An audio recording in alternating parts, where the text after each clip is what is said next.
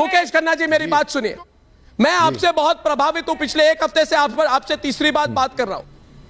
और आपने एक प्रोग्राम में कहा, मुझे कहा ना, पहली बार आपने कहा, बोले मेरे बेटे जैसे हो, ऐसी बात कही आपने मुझसे। मैं बहुत प्रभावित हूं। मगर ये बताइए मुझे मुकेश जी, आप मेरे से बड़े हैं, कहा था आपको मैं बहुत इज्जत करता हूं आपकी।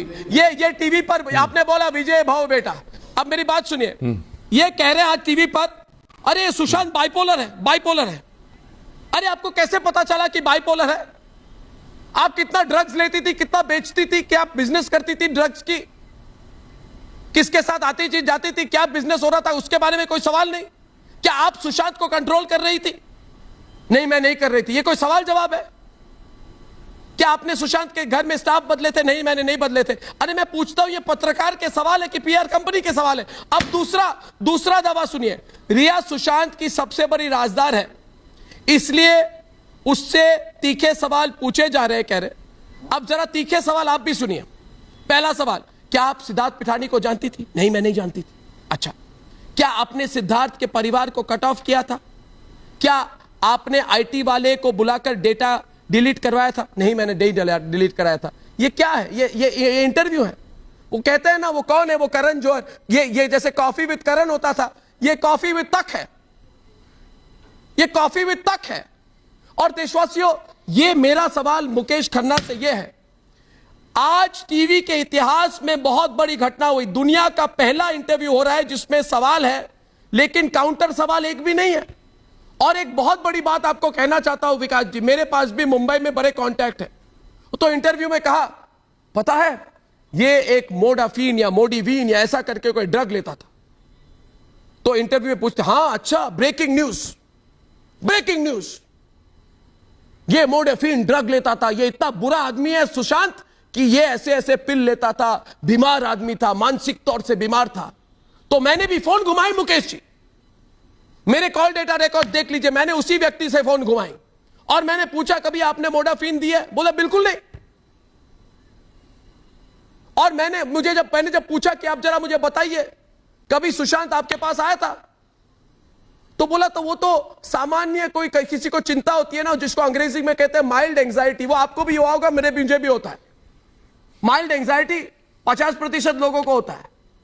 मगर ये कहना कि मोडाफिन दिया था, देखिए ये ब्रेकिंग न्यूज, कल आप उसी चैनल पे चलाते हैं कि ये चर्सी है, और आज कहते हैं ये मोडिफिन लेता था, यानी चर्सी है, ड्रगी है। छवि उसकी बिल्कुल जो है ना, जो बाकी कोई जो छवि है उसको बिल्कुल बर्बाद कर दीजिए लोगों के सामने। झूठ बोल के सहा नहीं जा रहा है मुझे मुकेश जी, सहा नहीं जा रहा है। बताइए मुझे, इसको कहते हैं लोग धमाकेदार इंटरव्यू। क्या हो रहा है मुकेश जी, आप मुझे बताइए, क्या पीआर स्टंट है? अर्नब जी, ये मैं आपको बता दूं कि ये शिकायत आपको आज है, मेरे को कई समय से शिकायत है कि कई चैनल्स ऐसे हैं हमारे बीच में जो, जैसे आज आप कह रहे हैं कि आरोपी को मंच दिया जा रहा है। हमारे यहां पर ऐसे कई चैनल्स हैं जो आतंकवादियों को मंच देते हैं, जेएनयू को मंच देते हैं।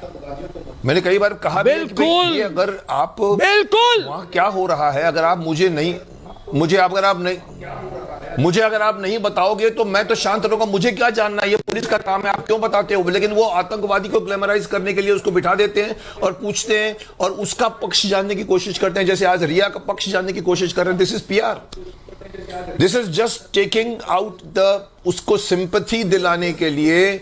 ये एक इंटरव्यू जो दिखाया आपने, जो बात की, मैंने तो देखा नहीं, लेकिन अभी आपकी पूरी डिटेल सुनकर मुझे भी हैरानी हो रही है कि ऐसे वक्त जब पूरा देश और इवन सीबीआई की उंगलियां उठ रही हैं रिया के ऊपर, उस वक्त आप रिया को सडनली आप हीरोइन बना देते हैं, आप उसको स्टार बना देते हैं, उसको सवाल पूछते हैं। तो उसके पीछे कहीं ना कहीं इरादा गलत है, ये पीआर है, डेफिनेटली पीआर है, और ऐसे नहीं होना चाहिए। मैं तो कई शुरू से कहता हूं कि ऐसे चैनलों को आप क्यों, हमारे देश विरोधी लोगों को कैमरा क्यों देते हो? हटा दो कैमरा, आप हट जाइए, हमको आपको कैमरा नहीं शूट करना है, आप हमारे कैमरे के भी लायक नहीं है। लेकिन नहीं, उनको न्यूज चाहिए, टीआरपी चाहिए, और गलत टीआरपी चाहिए। इस वक्त आप इतनी डिटेल में पहुंच गए हैं कि सुसाइड से लेकर ड्रग तक की बात आ गई है।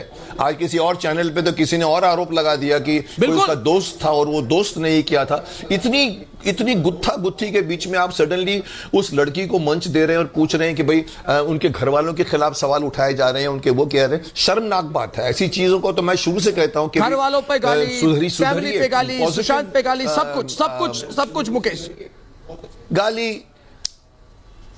पॉजिटिव दिखाइए न्यूज, आप नेगेटिव न्यूज दिखाते हैं बार बार और एक्सपेक्ट करते हैं कि हम आपकी बात को मान जाएंगे। नहीं, कहीं ना कहीं गलत लगता है। देखो, कोई भी आदमी गलत इंटेंशन से करता है, उसके चेहरे पर वो गलत दिखी जाती है। जैसे आपने कहा, वो दिखता है कि this is just actually case को खराब करने का एक तरीका है। उसको एक मंच, जिसको जो सामने आके अभी तक पूरी बात नहीं बोल पा रही है, उसको आप बोल रहे हो कि उसका परिवार गंदा था, उसका परिवार भाई गंदा था, उसका फादर गंदे थे। सिंपैथी बटोरने की बात है। तो आई कैन अंडरस्टैंड अपना अर्नब जी, मैं आपकी व्यथा को समझ सकता हूं। आपने जो 1.5 महीने तक एक लगातार जो मुहिम चलाई है, उसके बीच में अगर कोई आदमी आपको कह देवे कुछ इस तरह की बातें, आपका बहुत नॉर्मल रिएक्शन है और होना चाहिए। और 130 करोड़ भारतवासी आपके साथ है, उस चैनल के साथ नहीं है। मैं कहीं और भी मैं आपको सामने बोलना चाहता हूं। मैं किसी और, मुझे आजकल पीछे पड़े हुए हैं, या तो आपने इतना बुलवा दिया मुझे आज आपके पहले एक और इंटरव्यू दिया, एक और डिस्कशन किया, रात को 9 बजे एक और दे रहा हूं। पर हर जगह पे मुझे अर्नब गोस्वामी मिस करते हैं कि जो उनकी एक मुहिम है। बाकी लोग भी कोशिश कर रहे हैं बातों को उठा के आपके ही केस को जाके बीच में देते हैं। आपने राठौड़ को दिखाया था दूसरे चैनल पे, फिर राठौड़ को दिखाया जा रहा है।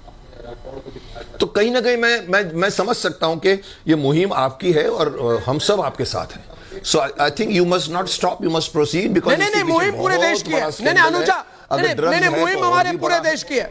मुहिम पूरे देश की है। मुहिम पूरे देश की है मुकेश जी, अनुजा जी, मुहिम मेरी नहीं है। होनी चाहिए।